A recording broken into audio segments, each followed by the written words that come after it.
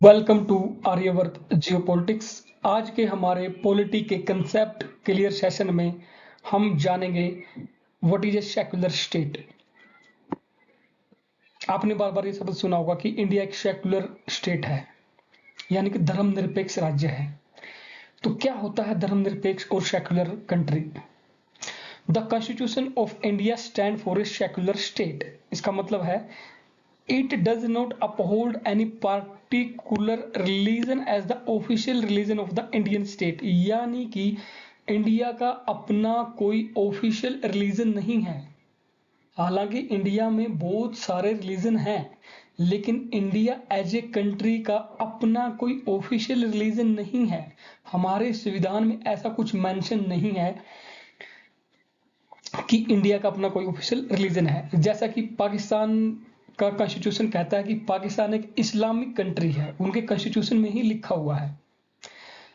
तो इंडिया के कॉन्स्टिट्यूशन में लिखा हुआ कि इंडिया एक सेक्युलर स्टेट है, यानी कि इंडिया एज ए कंट्री का अपना ऑफिशियली कोई रिलीजन नहीं है।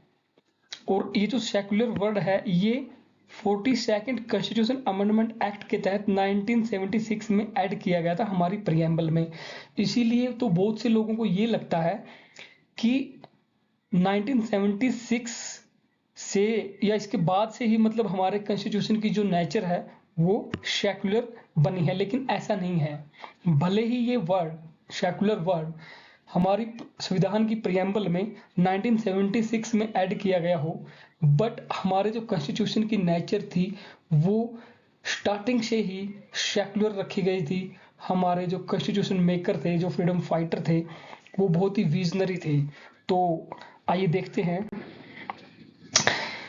कैसे हमारे संविधान की जो नेचर थी वो पहले से ही सेक्युलर थी।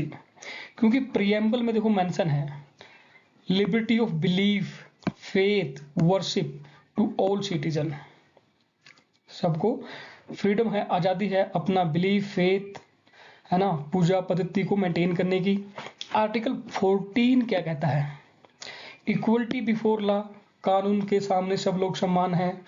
And equal protection of law to all citizen, यानी कि कानून के तहत जो प्रोटेक्शन मिलता है वो सभी को इक्वली मिलेगा। आर्टिकल 15 क्या कहता है?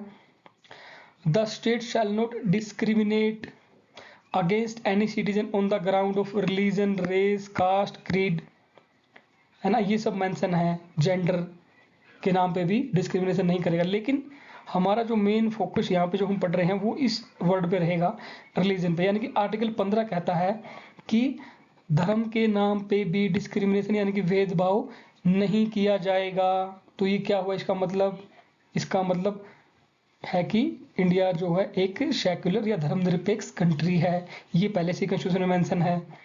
और एग्जांपल ले सकते हैं हम, यूनिफॉर्म सिविल कोड है आर्टिकल 44 में, है ना। ये सब 1976 से पहले के ही हैं।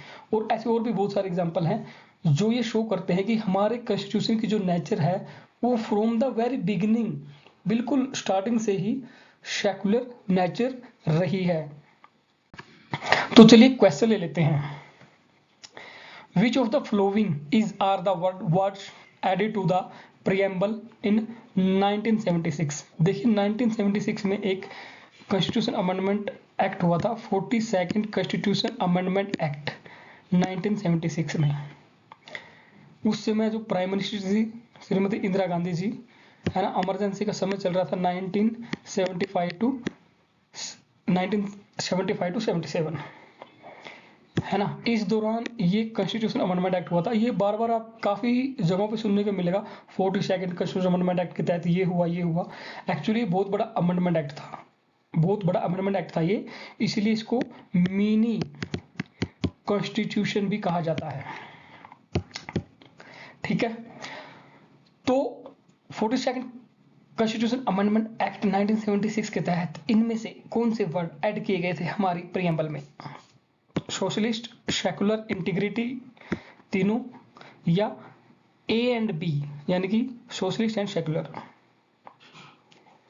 तो the right option will be all of the above, यानी कि जो 42nd कॉन्स्टिट्यूशन अमेंडमेंट एक्ट हुआ था 1976 में, उसके तहत सोशलिस्ट, सेकुलर एंड इंटीग्रिटी, ये तीनों शब्द ही हमारी प्रियम्बल में ऐड कर दिए गए थे।